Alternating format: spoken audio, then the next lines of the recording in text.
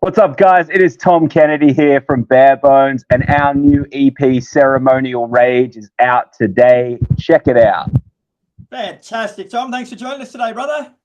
Kris, thanks for having me, man. Good to chat again. Well, sure, my friend. It's been a while between drinks. It has indeed. It has indeed. Good banana. So, as you say, my friend, Bare Bones dropped your latest EP, Ceremonial Rage, today. So, how long have you been sitting on it before setting it out free into the world? So we recorded it probably sort of August, September last year. And then, just the regular stuff, getting it mixed, getting the artwork done, filming a couple of music videos. And we kind of did a bit of a drip feed this time. We put out a single every month for the last couple of months.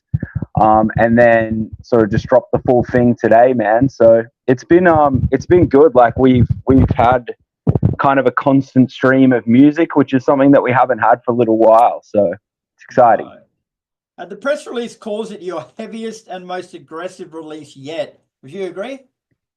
100%. Yeah, I think so for sure, man. I think it's kind of a natural progression from where we've been going. Our music seems to get heavier each time. Like we put out our first full-length album, Bad Habits, and then when we went and did our second full-length, Rival Minds, people were like, this is definitely heavier and darker. And then it's just kind of been going more and more that way ever since. So kind of a natural progression, and this is where we've ended up. Is it something like when you sit down to sort of plan the next cycle, I guess, do you speak about that as a band? Like, do you say we want to go a little bit heavier, or does it just come out? You know what, man? We've been around for like 12, 13 years at this point, and this EP is the first time we've ever had that conversation. It's always kind of been like this unconscious vibe thing going into writing. It's just like, well, let's just do what we always do and get together and come up with some riffs and stuff. But this time, before we sort of started, we kind of had that chat, like, what direction do we want to take this? And for us, it's kind of getting back to the stuff that we grew up on, being in a band with unique, distinct personalities. You all got pretty different tastes when it comes to music and art and all that kind of stuff. But I guess the one thing that we've always loved and agreed on is bands like Slipknot, Korn, Limp Bizkit. And so we just kind of thought, let's lean into that. Let's try and give a modern take on that kind of thing and put our spin on it. And so, yeah, that was kind of the vibe going in. Like, let's capture that heavy groove that we grew up on. Yeah. You mentioned those three bands like Slipknot, Korn, and Limp Bizkit, which you can definitely hear in there, bro. But I think above all else, you can hear a shitload of Seven Dust, and they're one of my favorite bands, so that is a compliment. Thank you, bro. Yeah, I love Seven Dust a lot. So that's a huge compliment. But yeah, man, like all the stuff from that time, that was our formative years as musicians when all of those bands were kind of kicking ass. So we take a lot of inspiration from that, and I think well, I hope that it comes through as quite authentic, because we all really do love that stuff. Along those lines, bro, like you've raised a good point there. Like that's your inspiration, and you grew up on that. But now you're older and you're making your own music. That's naturally going to be drawn on, but it still does sound like it's yours. So, like as a band, like how fine of a line is there between imitation and inspiration, and where do you draw that line to make it your own? Yeah, I think like I guess we never set out to make something that sounds like those bands. It's not so much of like, well, let's write a Seven Dust song or a Limp Bizkit song. It's more taking the elements from those things and then putting it through the filter that is Bare Bones. Like, we've been making music together for so long now that we sort of have our own flavor that just sort of naturally gets injected into everything. Like, I think if we wanted to try and rip someone off, you would still hear Bare Bones in it. Like, it's sort of so ingrained in what we do now that I don't think even if we wanted to, we could avoid it. Yeah, good answer, man. Good answer.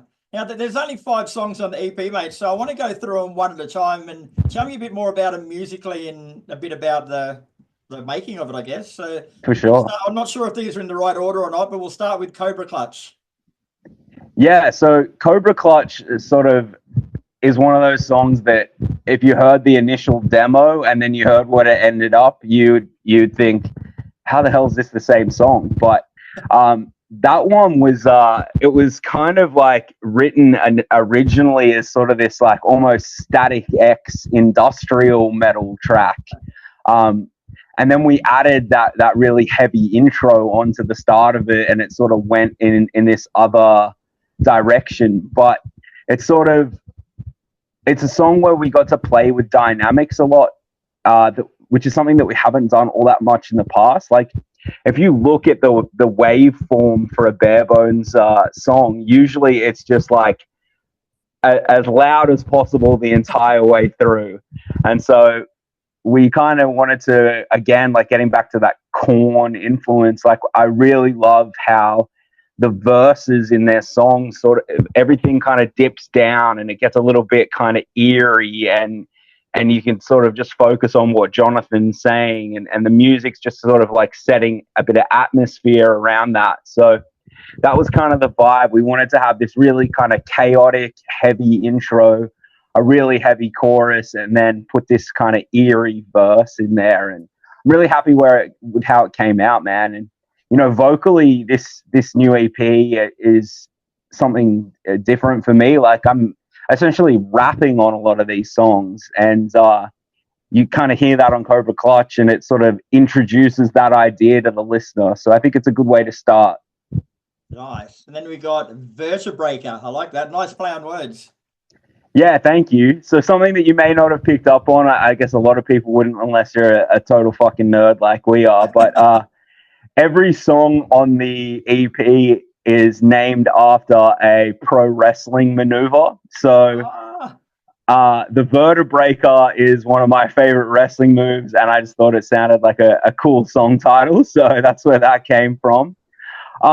And yeah, Vertebraker, again, man, like you can hear the DJ scratching when the guitars kick in. And again, it's just kind of a bit of an ode to that nu metal, groove metal kind of bouncy a thing going on. And then, I'm a big fan of Seven Dust, like you said, and bands like Killswitch Engage that have those really soaring choruses. And so I kind of wanted to write something that was really anthemic and catchy for the chorus.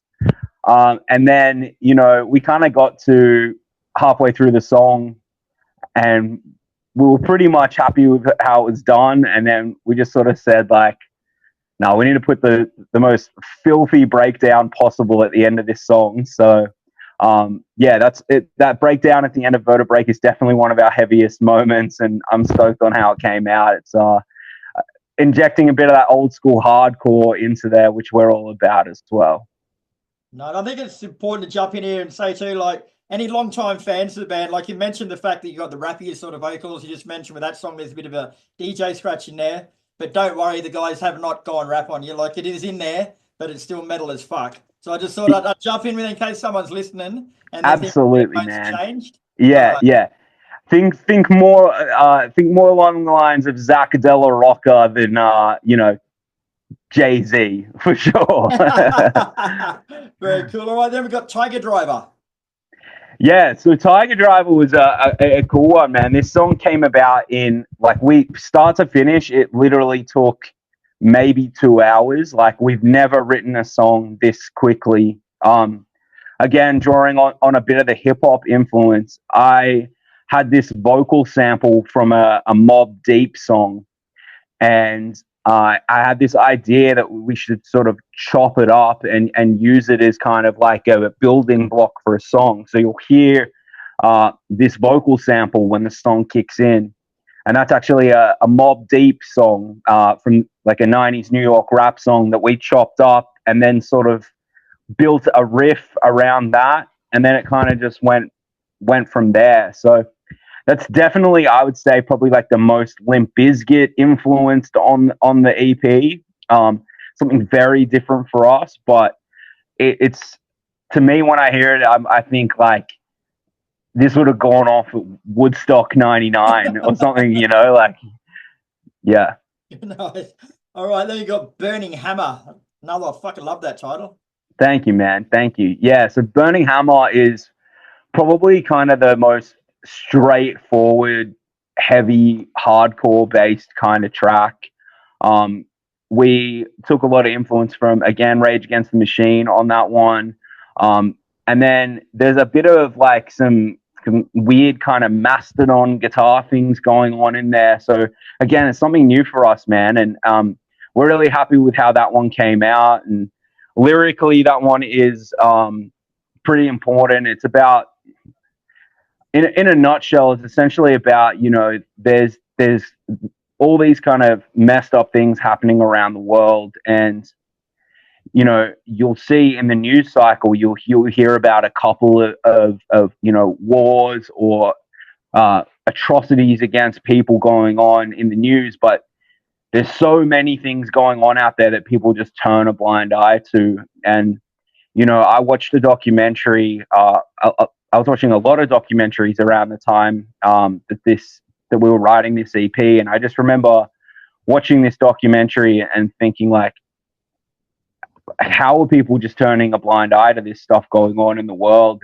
and the media doesn't cover it? And yeah, so it's a bit of a heavy track thematically as well, but I just kind of wanted to put that out there. And I think you can hear that it's a bit of an angry song and a bit of a heavy song. And it's the one song that we didn't sort of package as a single or anything, so it's just a heavy, angry one to throw on the EP.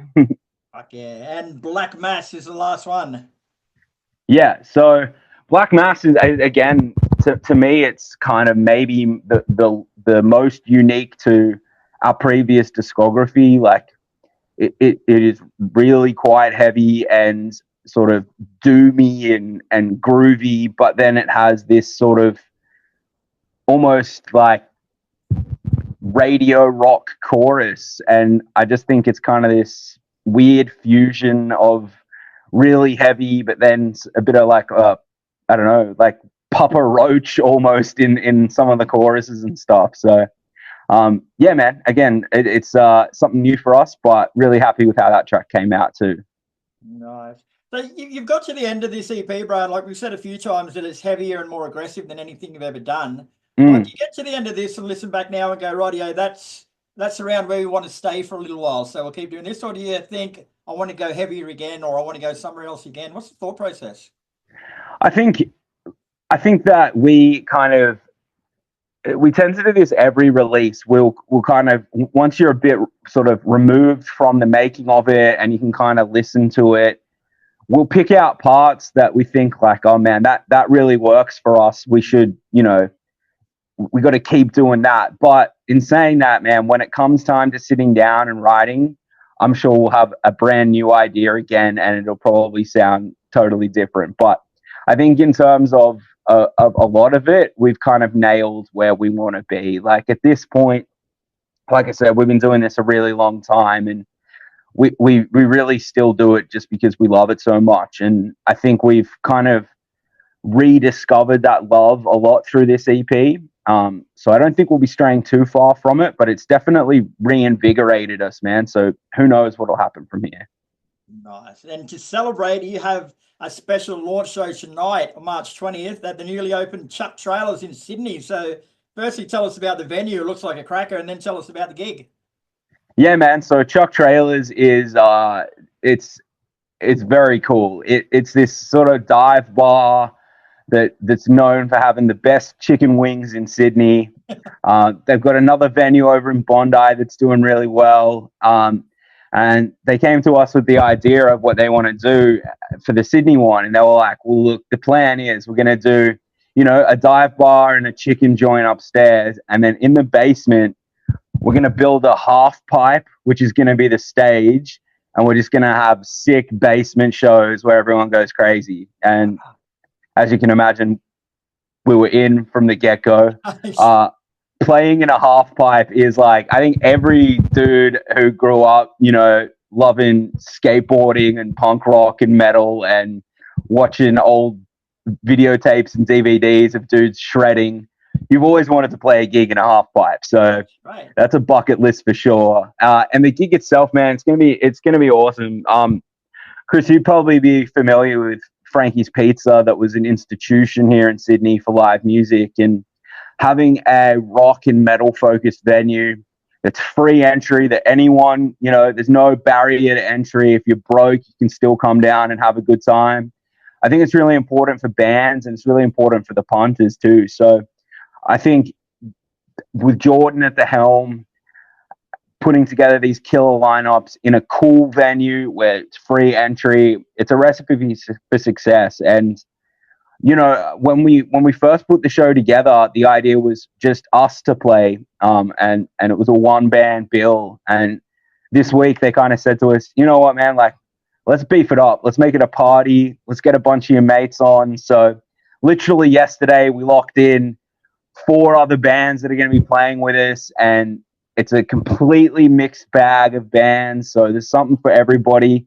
And we're really excited, man. Like, we came up playing these free shows at these cool venues where we sort of built it from the ground up. We were one of the first bands to play at Frankie's, and now we're one of the first bands to play at Chuck Trailers. So yeah, I think anyone who's coming down is in for a treat. Nice. And the place has only been open for a week from what I can gather, bro. So not many people might know where it is. Yeah, that's right, man. It's a great location. It's on York Street, right in the heart of the city. So if you're around that Sydney Town Hall area, smack bang in the middle of the city, you're like a 3-minute walk away. So 36 York Street, Sydney, no excuses. Starts right after you finish work, leave the office, and come down and have a mosh and have a good time. Fantastic, bro. And if there's one thing I know about Bare Bones is you don't spend much time off the stage. So I'm sure this isn't your only show coming up. What else you got? Yeah, that's right, man. So we got this, and then in 2 weeks we're playing with a friend's band called Father Deer Hands over at the Burdekin Hotel in Sydney. So that should be a really fun one. And then in the pipeline, we've got some other stuff coming up that we're going to announce soon. But as you said, man, we're never too far from a stage. So or anyone who's looking for us to come back to Melbourne, to come back to Brisbane, we'll be around. Don't worry. Coming soon. Shit out, John. Well, thanks very much for your time, bro. The EP Ceremonial Rage is out today, and it's fucking crack, man. Everything you've said about it is true tenfold. So best of luck with it. Have fun tonight and get Jordan pissed for me. Thank you, Kris. I will, mate. I'll report back on how it all went.